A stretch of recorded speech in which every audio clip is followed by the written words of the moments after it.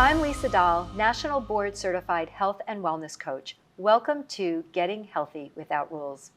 This show is about understanding the things that impact your wellness and finding ways to improve it. In this show, we take a non-diet, no-rule approach to health and wellness. Health and wellness is a moving target, and we all have different needs and opportunities to improve it.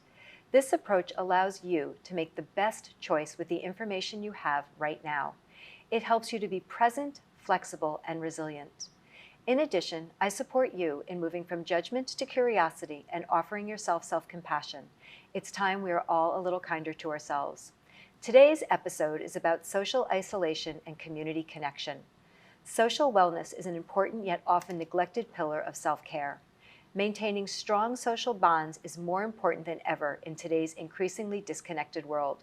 Social connection has been proven to have powerful impacts on our mental, physical, and emotional health at all stages of life. Research shows that people with meaningful social relationships and community ties live longer, have reduced anxiety and depression, stronger immunity, and even reduced risk for cognitive decline. Social connection starts with our closest relationships, partners, family, and friends.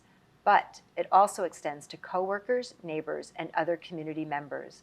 We all have a fundamental need to feel understood, cared for, and valued. Yet, loneliness and isolation have reached epidemic levels. This episode explores ways to cultivate social wellness by strengthening bonds, meeting new people, and getting involved. Stay tuned to learn why we crave connection, the impacts of social connection and social isolation on the brain and our physical, mental, and emotional health, how to build community, and simple daily habits to nourish your social health. With an open mind and some small changes, everyone can learn how to reduce loneliness, connect with others in a disconnected world, and improve their overall health and happiness.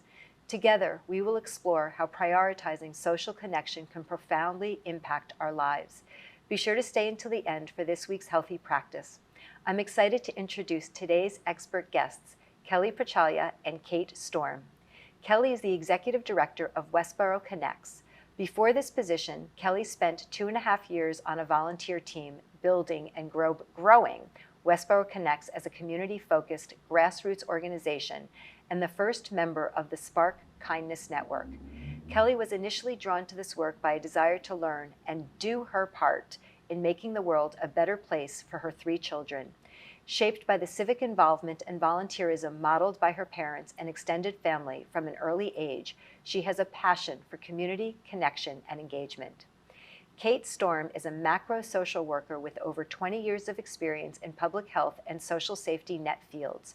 She is currently a doctoral student at the University of Southern California's Susan Dwork Peck School of Social Work, in addition to her 2 part-time jobs and volunteer roles, which include chairing the Westboro Connects Board of Directors and being a mom of 2 amazing elementary school girls. She enjoys her coffee black and is an avid painter of growth mindset rocks. Kelley and Kate, welcome to the show. Thank you. So we're going to dive in. We have so much to talk about. And I want to start with, why is social connection so vital for our health and well-being? How does being connected improve our wellness? So social connection is something that we are biologically wired to do. So if we look back to, the beginning of human history, from very early on, we worked together as teams to gather, to hunt, to take care of each other and our networks around us. And so that is something that's biologically wired in us. And so without that, we start to decline as a person, as an individual, and as a community. We're really, as I said, wired to have those connections between us as humans. And so when you think about social connection, it's so vital to our needs. So when we think about, Maslow's hierarchy of needs, a lot of people think about food and clothing and shelter. Connection is on that pyramid as well. And it really should be lower, I think, than it is, because it's something that is so crucial to who we are as human beings. And it's something that is so helpful to our health that it actually can extend your life. And we've known now, the Surgeon General, the U.S. Surgeon General, Dr. Vivek Murthy, has put out an epidemic, or a loneliness epidemic, kind of call to action, advisory, yes.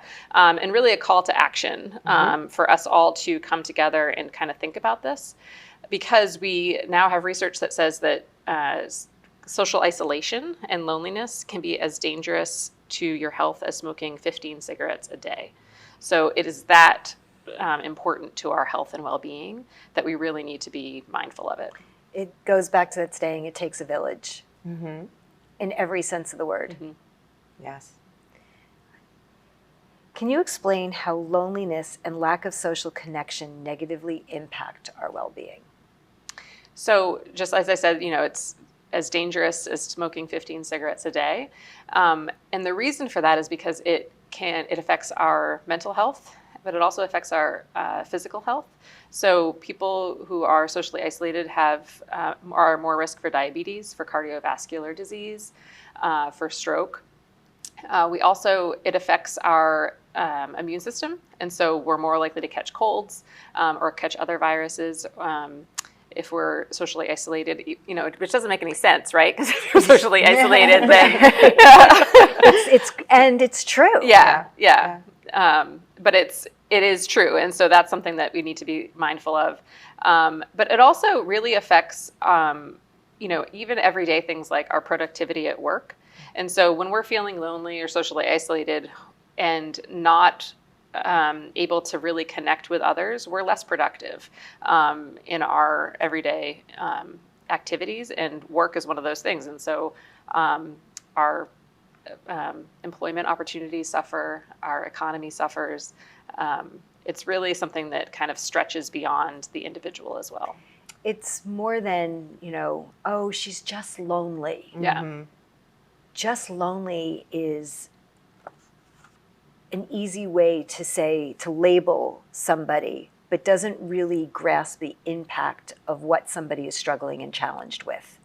It's really, remarkable. Kate mentioned Dr. Murthy's work and the advisory that he put out, and you can actually go to the website, the U.S. Surgeon General's website, and look at some of the facts of how it impacts the physical health. And, you're at a 30% risk or 29% risk of early morbidity. The increased risk for morbidity. That is huge. It's huge. And there's a lot of research out there that points to employment, points to so many different things. So just saying lonely it's just the tip of the iceberg. Story of the impact. Right. I see it a lot with the clients that I work with. I see how it impacts their relationship to food, to their body, to chronic pain. You just want to wrap them up and embrace them and have them have community connection and support, because you just know that that's the missing ingredient in what is one of the blocking points for their journey for better health. What about age? Are there stages of life when the positive effects of connection or negative effects of isolation have the greatest impact? So it's a great question, and it's something that affects everyone at every age or stage of life. We've often thought of social isolation as a problem of the elderly, and it continues to be for a lot of different reasons, and ones that people probably can guess and understand. As we get older, our physical abilities change, and so sometimes people don't drive as much or aren't as active as they used to be, and so those are some things that impact just social connection. People, the empty nesters, people, their children are moving out, moving on, moving away. Those can impact older adults as well. But we're really seeing a huge impact on loneliness and social isolation among young adults and adolescents. And there's a lot of different reasons for that. COVID did not help. It was devastating. So that was a big factor in all of that. Technology is another big factor in all of that. It's the double-edged sword. Yeah. Yeah. So technology can be a connector. It can help people connect with people that they wouldn't necessarily have an ability to connect with outside of social media. But at the same time, there's a lot of risks associated with that as well. And when you combine adolescent development and brain development with some of these algorithms, it's hard to discern between kind of healthy screen use and unhealthy screen use. Is there a formula yet? No. It's funny though, the Surgeon General put out the advisory on loneliness and social isolation, and 2 weeks later he put out another advisory about youth mental health and social media. So that's another thing to look at as well. And a lot of that goes hand in hand. And as Kate said, we are biologically hardwired to connect in person. And so that doesn't mean behind the screen is the same type of connection. So we can feel very connected, but it's just not the same. So. And it's interesting on the safety of texting, the safety of email. Yes. People of every age are now uncomfortable of picking up the phone and having a conversation. There's certain people that you talk to on the phone, and then there's a whole world of most people that you only communicate through your device. And that does not fulfill you mentally, physically, or emotionally. It may have a false sense of security. Right, and that habit of, it's, if you think about it, it's asynchronous, right? You get to control when you respond to a text. So then it kind of reduces our comfort level when we're face to face to have those kind of impromptu, unscripted kind of conversations, which is a whole nother realm of kind of discussion and concern is, are we able to have conversation where we don't feel completely comfortable with the topics that are being raised, with the people that we're talking to? And so that further isolates us because we are only kind of narrowly able. We're like half in, half out. Half in, half out, or saying, okay, I don't know this person and I'm going to make a bunch of assumptions about this and I don't think I'm going to be comfortable in this conversation. So I'm going to back myself out of it or not even going to do it, in the first place. So that perpetuates the isolation and as well. Because when you're having one-on-one conversation, if somebody goes a little bit deeper and they're matched, then you continue to go down a little bit deeper. If you're just always staying here, it's very surface level and you don't get that connection, deep in your heart where you are willing to explore or expose different parts of yourself. Very true. And if you have time through texting, you can think about how you're going to respond. Sometimes when you're having a conversation, you're caught off guard by something. But if you don't have the practice, you talk about practice is really important in anything. If you don't have the practice of sort of saying, oh, that's interesting, or, oh, I hadn't thought about that, you might not have those conversations get to the deeper level. Even when we are trying to communicate, trying to call the place, you need information. You can't even get connection there because everything is automated.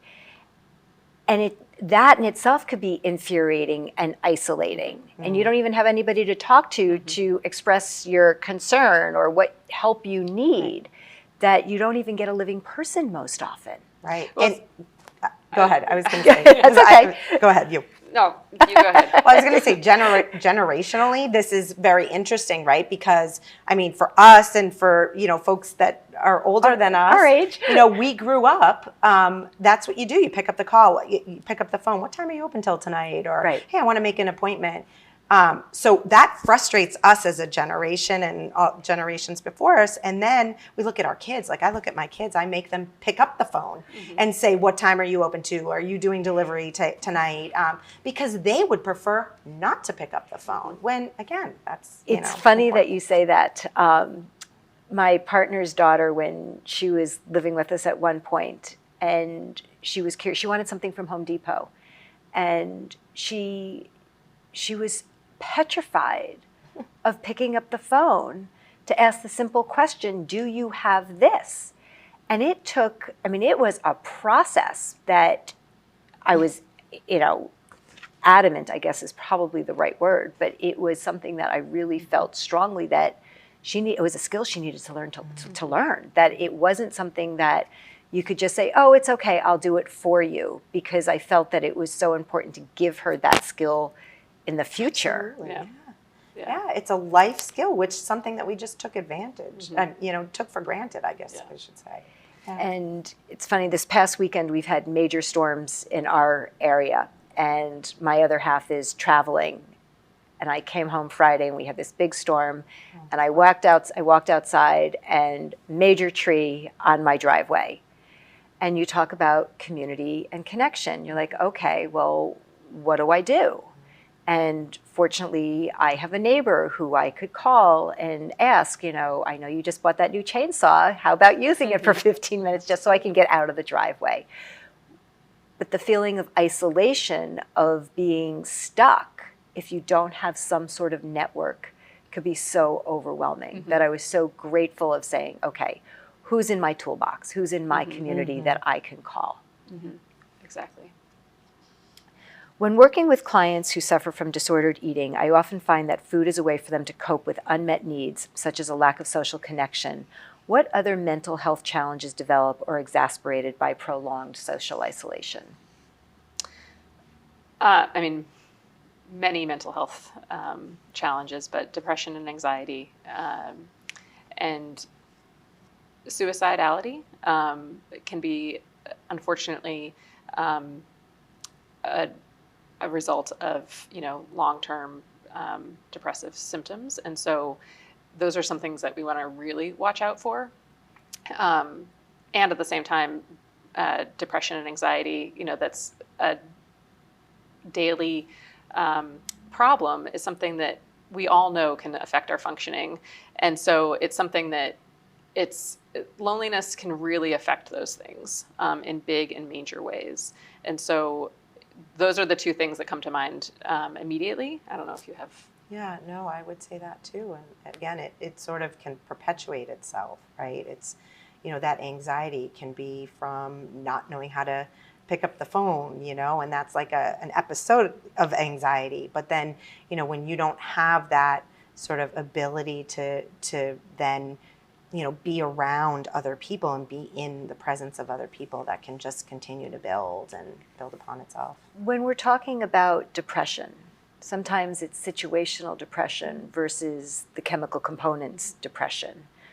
Which do you find is more prevalent when we are talking about the effects of loneliness? I don't know if I could answer that. I'm not trained in that, but I know Kate, has done a lot of research around this, and yeah. I think that it's both. I think it's a both and situation. So I think that, as Kelley was just saying, that it perpetuates itself. So which comes first? Right. It's a chicken or the egg situation here. So if you have a depression that is, has a biological component to it, and it's untreated, then loneliness and social isolation can follow, and oftentimes does follow, because as depressive symptoms often help or make ourselves go inward, and so we stop communicating outwardly to other people, and so that's something that can happen. But then, just going back to the idea of older adults and being physically, socially isolated, because there's a difference between being lonely and being socially isolated too. And so, you can be physically socially isolated, which can then cause loneliness, which then can cause depression. So that's, that contextual, situational situation, which it's hard to tell sometimes which came first. It gets complicated. Yeah. Some say loneliness has reached epidemic levels even before COVID. Why does modern society make it more difficult to be connected? Well, I think we talked about I think a lot of things we've been talking about. It's the Technology is a piece of it. I mean, I don't think we can blame technology No. for everything. No. For sure. But we are But creatures of habit It's too. been the so catalyst. things- It's now. it's a It's the catalyst. Yeah. I think there's an increasingly divisive kind of surrounding tone in our public discourse and our what we're exposed to also in the media and things that really put the spotlight on things that separate us too. And so again, these things where we aren't in practice with being around people that being around people at all during COVID, but then afterwards it was like your smaller groups, okay, who are you kind of who is your COVID cohort. Your that nest, right? Your you know, COVID your group. nest. And then those circles started to get bigger again. But in the process, you know, we've been exposed to a lot of conversation around how divided we are as a society. So I think that also has kind of played into that epidemic of. How do we shift the conversation to what divides us to what binds us? How do we have that conversation? It's a good question. Yes.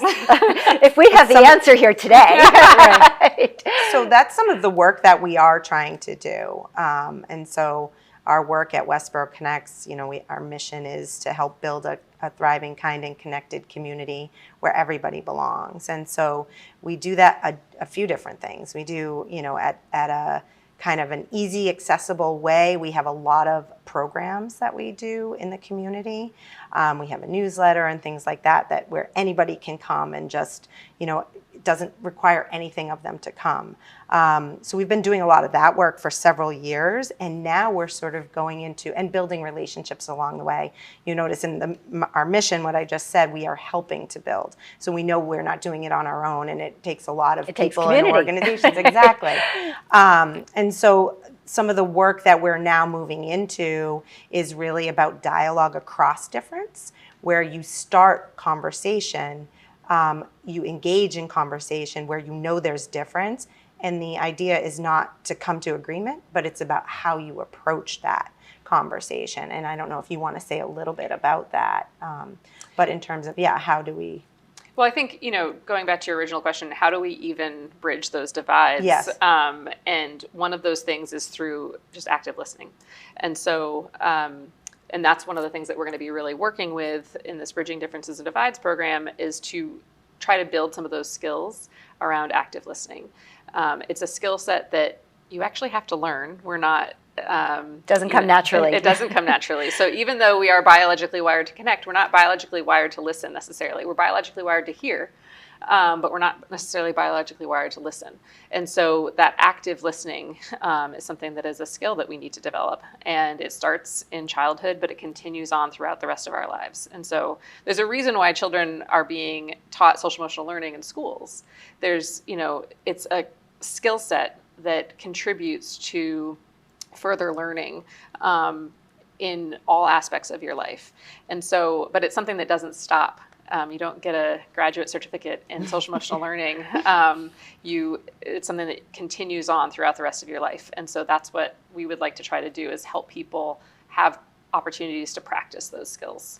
So go ahead. I was just going to say, and another, you know, piece, and this is where it's like some of our programming comes into play too, is bringing people around each other who may not otherwise have an opportunity to be around each other.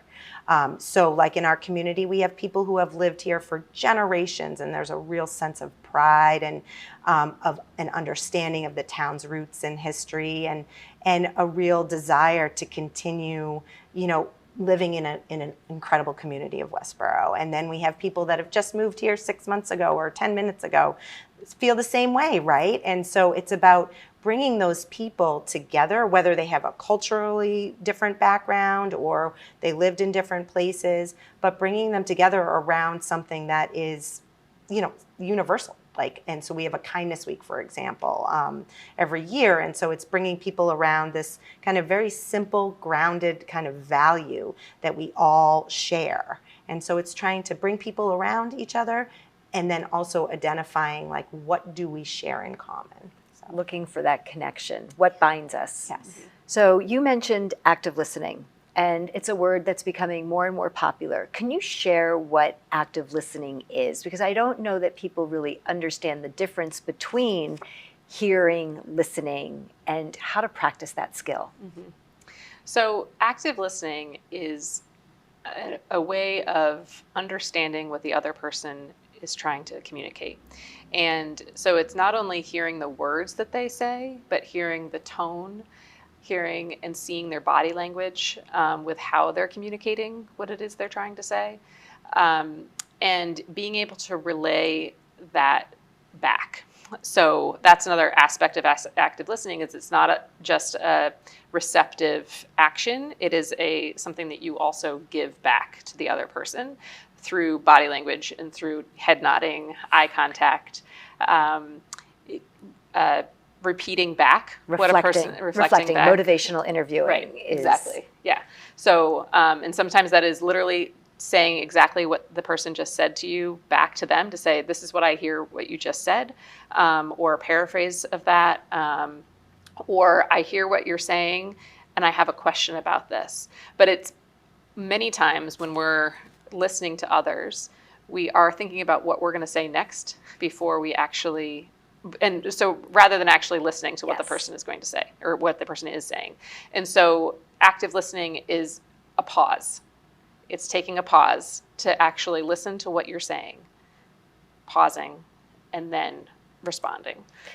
And the beauty of that is that when you reflect back, it gives that person the opportunity to say, yes, you're right on, let's go from here, or the safe space to say, well, that's not exactly what I meant this. Mm-hmm. And that way you're both on the same conversation. And it's done with curiosity versus judgment, mm-hmm. which is the safer space to play in when we're trying to build connection. Mm-hmm. The pandemic made us significantly more isolated, especially during the first year. Do you still see the residual effects from the pandemic that are impacting social connection? Or are we largely back to where we started pre-pandemic? I mean, anecdotally, I talk to a lot of people. It's part of my job, and I love it. We're still there. We're still there. And especially when we talk about comfort zone and people like wanting to come out and almost like risk being outside of their comfort zone. It's something that you can't just flip a switch. We thought, when COVID, kind of locked us in our houses, we all thought, okay, as soon as this is over, we're getting out there. Can't wait to see everybody again. And that's just, it's harder to take those steps. So we're still there. It's not true. And especially, what I see, because I work with people with body challenges, mm-hmm. and everybody, nobody gets a pass. Everybody's body has changed. Mm-hmm. How do you go back into the world with your changed body, mm-hmm. if you're not feeling comfortable, mm-hmm. in your skin, mm-hmm. and then setting yourself up for perceived judgment? Mm-hmm. And that keeps a lot of people locked in where, my clothes don't fit the same, and, I haven't seen this person, I look different, and then it's guilt and shame, and it perpetuates that social isolation. How do you overcome that? It's a great question, and I think through little steps. I think we've been talking about these skills. Social connection is a skill. Social emotional learning is a component of that, and it's something that if we can practice small steps. COVID got us out of practice, and so we didn't have to interact, one-on-one and face to face. And we got really adept at communicating with our thumbs, and which is not a bad skill to have. We all wish for proficient thumb skills. And I think that little steps. So going out in the world, and not necessarily seeing anybody that but just being in the world. Going to the grocery store, taking a walk down your street. Those are small actions. Volunteering. Service to others. That's a huge way and you can do that very passively, but then that's a good way of easing into it too, mm-hmm. just the act of serving others. Yes, exactly. So interacting with people that you don't necessarily know sometimes can be easier and less awkward, mm-hmm. than those that you do know, and that you might have some shame or guilt or whatever. And so I think service is a great example of that. People feel like they need a purpose. I think we all kind of feel like we need a purpose. Absolutely. And when you don't see what your purpose is, that can be, again, very isolating. What is my purpose on this planet? What is my purpose in this everybody community? needs, not only do they need a greater purpose, they need a daily purpose. Yes. What is Yes. the reason that you are getting out of bed every morning? What gives you hope? Right. What are your hopes and dreams? Even if it's within, one accomplishment of the day, feeling like that there was a reason. Yes. And, we talk about, you mentioned, going to the supermarket, getting out, going to the market, going for a walk, doing so with intention, not with your phone looking down. That might be your safety, and you might be in that space 99% of it. Can you take that step and look, say hello to somebody? It makes such a difference for not only you, but that other person on trying to build connection and community. And being being mindful about it too. And if I find sometimes if I think about it and I think about I'm using my phone, I look around and I see the teenagers with their phones and how much they rely on their phones when they are out in public, that there isn't that space to observe. There isn't that moment to observe. And I know that doesn't feel good for me. They don't know any different. Right. So I think that is something that needs a lot of attention. It's, when we're little, we walk into a store and we're holding a parent or a caregiver's hand. That phone has become that hand. Yeah. That's what we rely on. And you just kind of have your blinders on. It keeps you in safety, except that it dysregulates you in the long run. And it also takes you away from what is actually going on around you. Yeah. In your opinion, what are the most critical elements or building blocks for creating stronger, more connected communities? Yeah. So, we've talked about some of the elements at like the individual level, but I think having civically engaged community people that see opportunities to be engaged at the civic level. So volunteering is one piece. Looking around at your town or your city and how does it run? Who are the folks that run the town or run the city?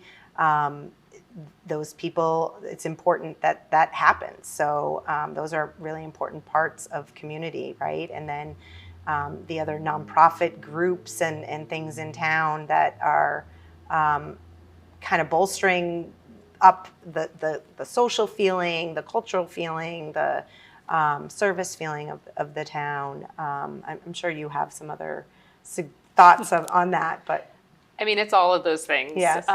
It is that intentionality, what you were talking about, with just your own self going out in the world and being intentional around not having your phone in your pocket. We can do that at a community level. And so to have some intention around how we present our town or community's activities. And so are those activities welcoming to all?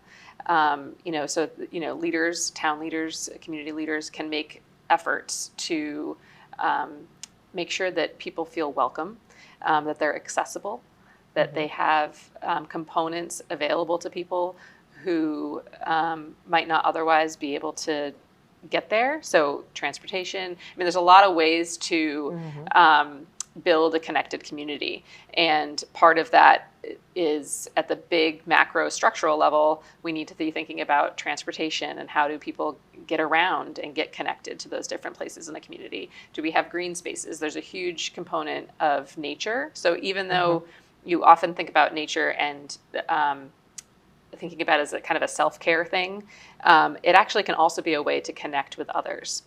And so are there parks with walking spaces? Are there parks with benches so people can sit together? There's a lot of efforts now being made in different communities around different benches to promote connection, where it's like a buddy bench or a friendship bench. Something that we have a movement going in Westboro is the turquoise table, which was actually not developed by us. It's a person in Texas, I believe, Kristen Schell, who developed the idea of the turquoise table. But it's an idea of, it's a table that you have out in your community in a visible place where everyone is welcome. And so in your front yard. In your I was front just yard. going to say, is the hope that you're going to be driving around Westboro and see turquoise tables everywhere? That's the Yes. hope. So actually, one of our volunteers, and she's a realtor in town, Stephanie Stucklick.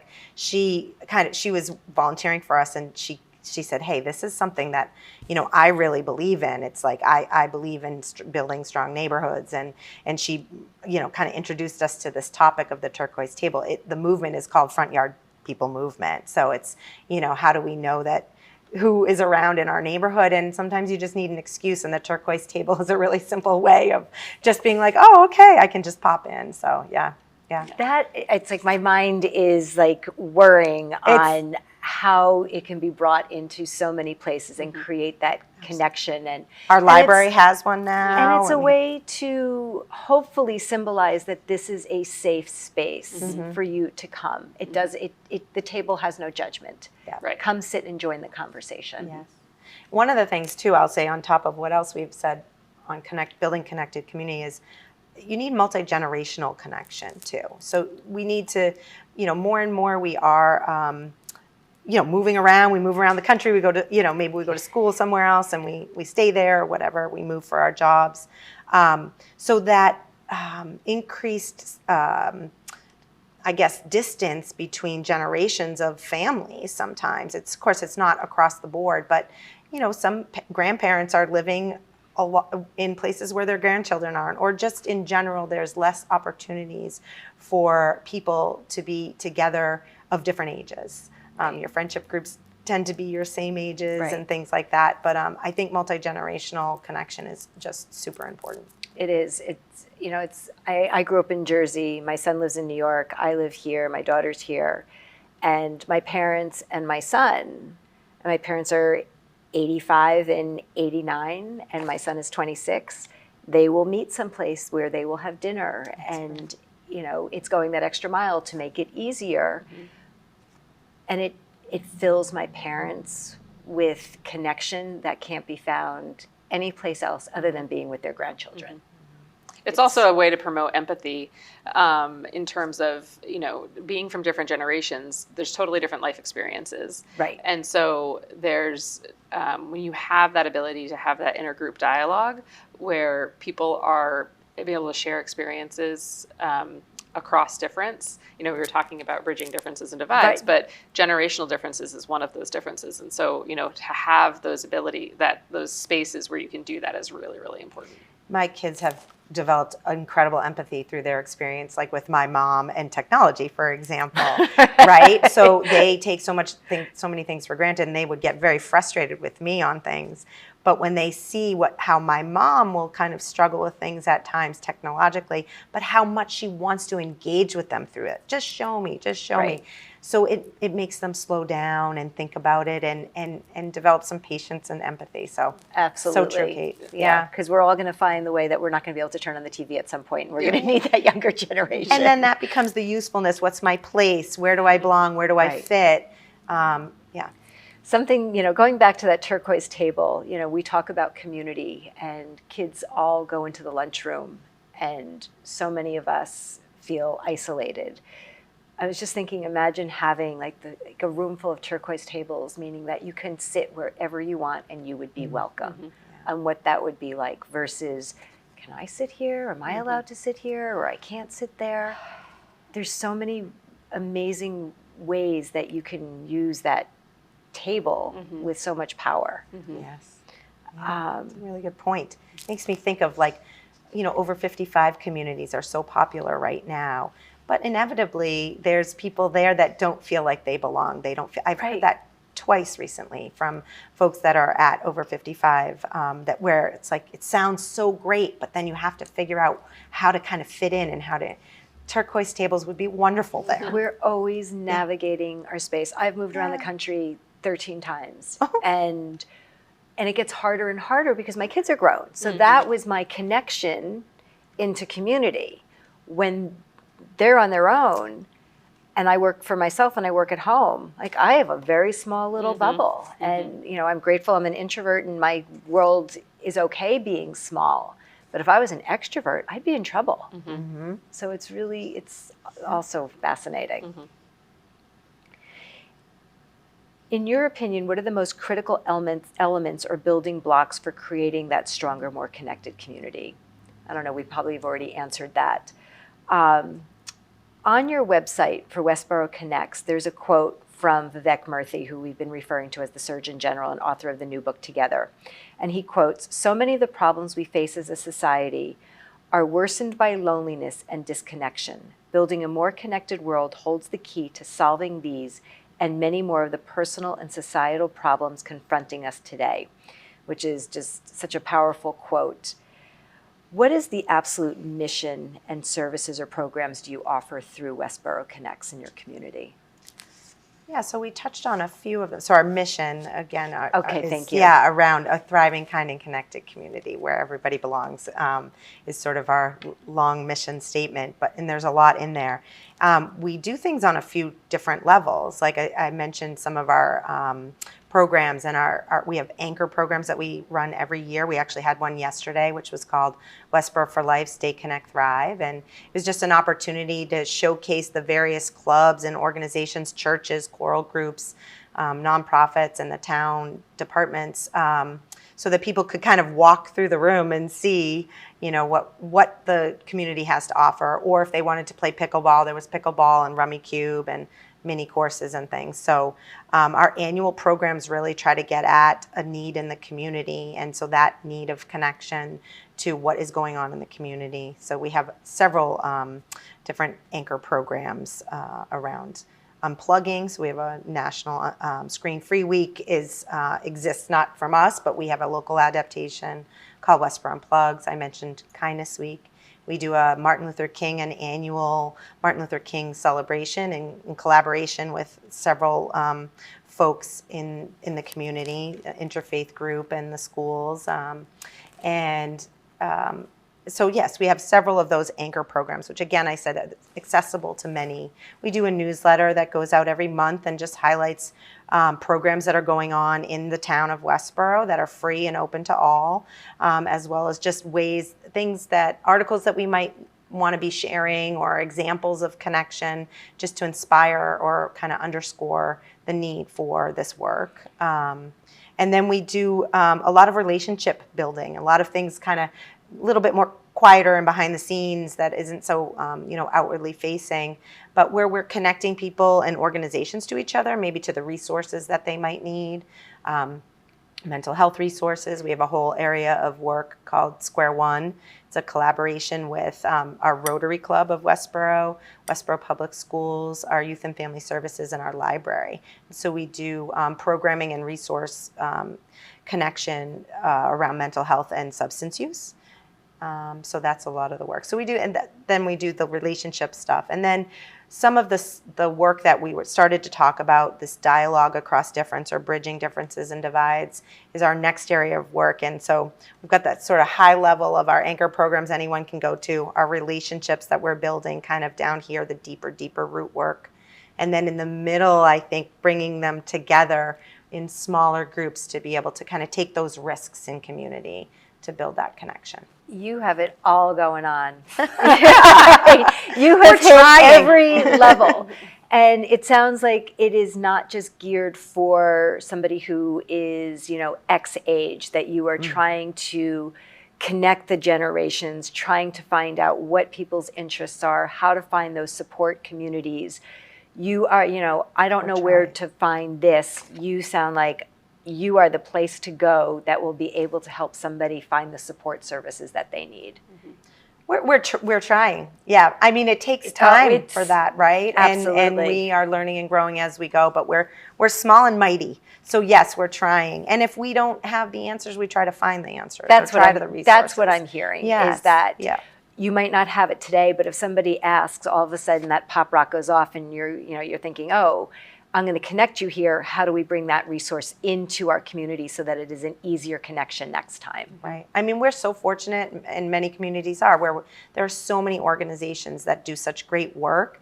We feel like our job is to ring the bell and say, hey, look over here. Look at what the Civic Club is doing. Look what the Girl Scouts are doing, and kind of up level their, promotion in the community. So we don't do it all, but we try to connect people to the people that do. And that's why it's called Westboro Connects, because Yes. it is not all in your, it's too big to do yourself. You can't. Oh, no. You need Right. community and connection and engagement to be able to do all of those things.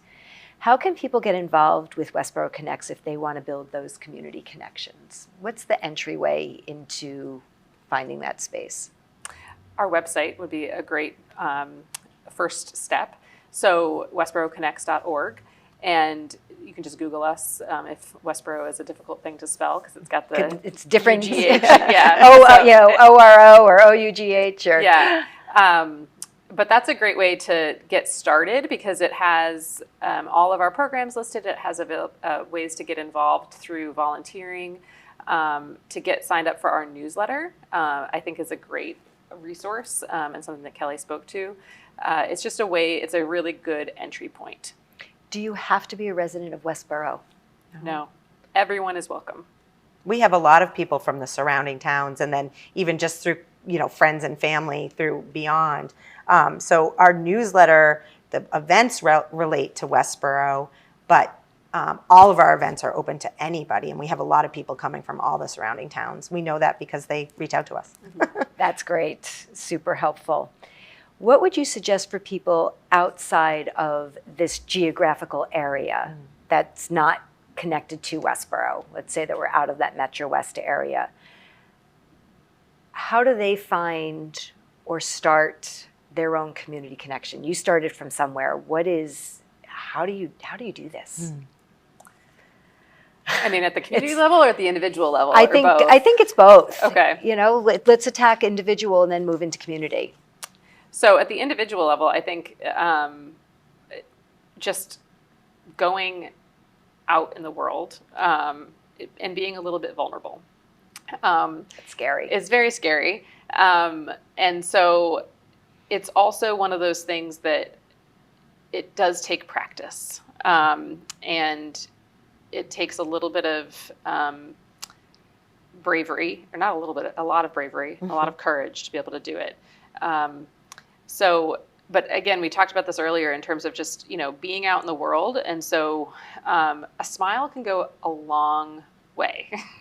Something simple. And something simple. And you'll be really surprised that if you smile at someone, it's really hard for them not to smile back. And so even if you're out in the grocery store, I mean, one of the things that I was going to say earlier, and then I was like, no, you talk, was, we go to the grocery store and there's ways to not interact with anyone because you can have these automatic self-checkouts.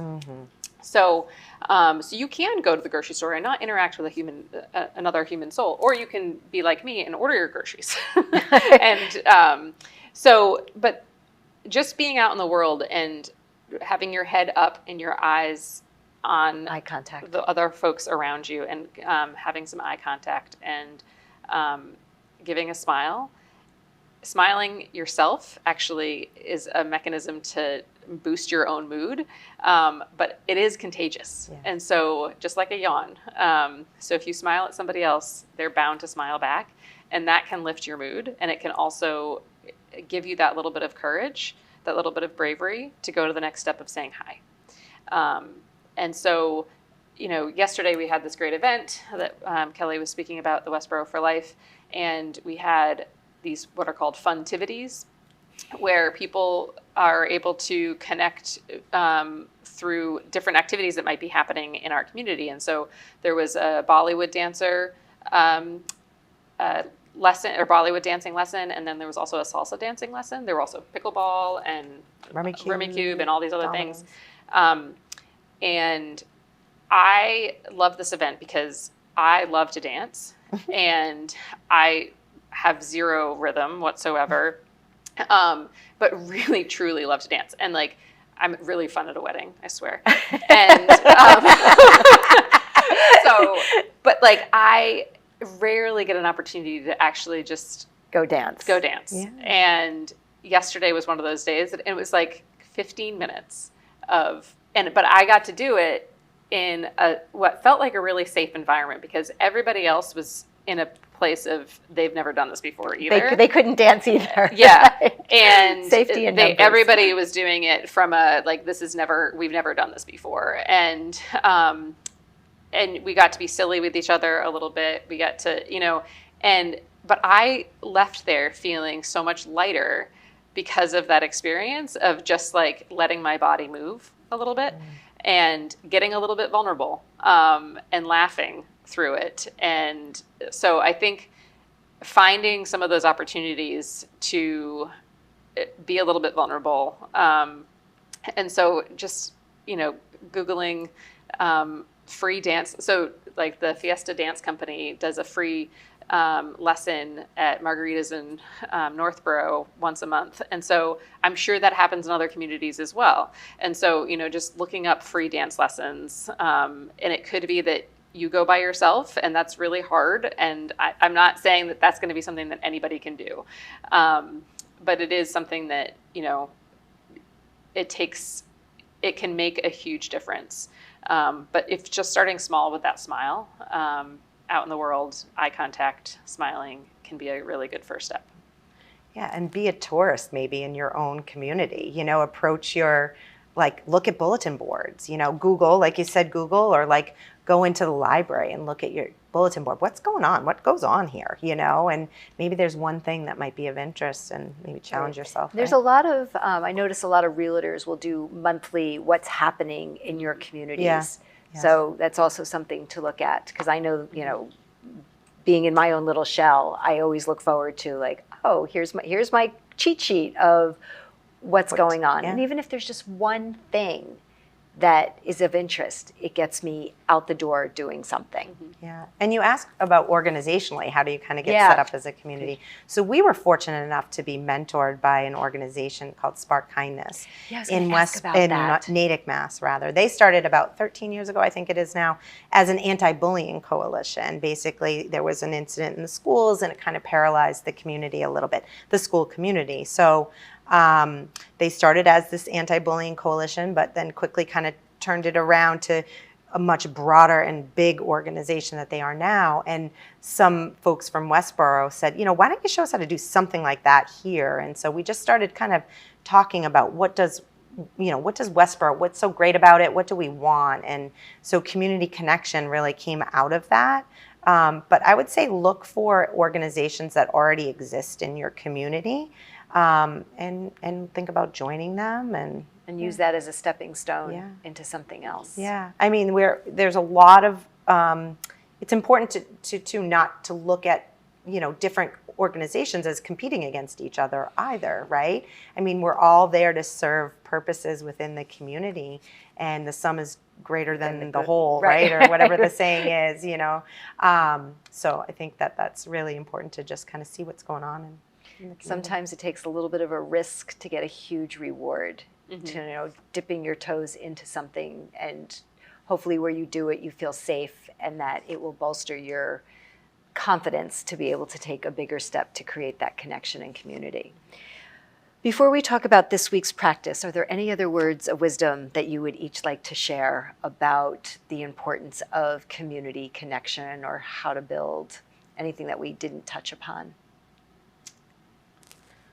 I don't know. We talked about a lot. I feel like. I'd say sign up for our newsletter to kind of follow us a little bit and see for yourself like the things that we've been talking about, and always reach out. That's the other thing is like we don't know it all, and so we're learning and we're meeting new people all the time in new groups and so there's always volunteer opportunities within your space. Volunteers are our engine. They are our fuel that drives everything that we do. We're very small.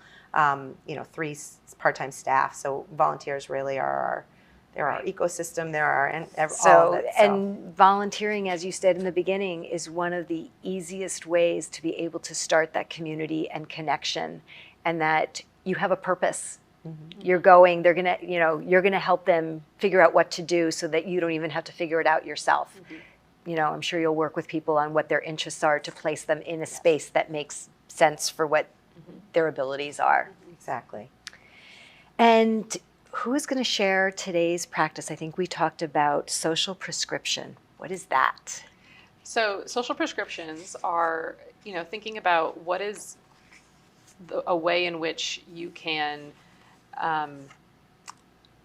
do something for yourself that can help you interact with others. And so, often our doctors are prescribing pills or practices, or exercise, or all sorts of things. And so, what is a way that you can prescribe for yourself to connect with someone else? And so, we have several ways that we'd like to offer to do that. And one is to join our newsletter. I think that joining our newsletter gives a lot of opportunity for finding out what's happening in your local area. I also think that doing some mindfulness activities is a really wonderful way to connect with yourself, but also open yourself up to connecting with others. And one of the resources that we really love is the Greater Good Science Center through the University of California, Berkeley. So you can just Google Greater Good Science Center, mindfulness activities. They have a happiness podcast, and they do a lot of mindfulness activities through that podcast. But just Googling mindfulness and social connection, you'll find some mindfulness activities that will take you less than 7 minutes. And it's a prompted activity where someone is speaking to you and you just get to listen. But it gives you that deep reflection of what's going on with you in that moment and how you, and maybe gives you a little bit of that bravery. What am I feeling? What am I thinking? What do I need? Yes. And we can, after I'll put all these contacts in the show notes so that people can easily find them, find your newsletter. I always want to be able to share the resources that are available. That is the purpose of what we were doing, to help people to take that next step. I interrupted. Was there anything else that you had wanted to add? I didn't want to cut you off. No, that's good. So. Okay, perfect. So thank you both so much for your information. Thank you. I just find that social nourishment is at the crux of all health and wellness, and everything is so interconnected. Today we explored why social connections are vital and how loneliness harms our health. I hope you found simple steps to create social nourishment in your life, the value of community for yourself and others, and that prioritizing social health supports our overall well-being. If you would like to continue the conversation, please join me for my monthly conversations, office hours, and feel free to reach out with an email so that I can learn more about how I can best support you. Thanks for watching, and I look forward to seeing you next time on Getting Healthy Without Rules.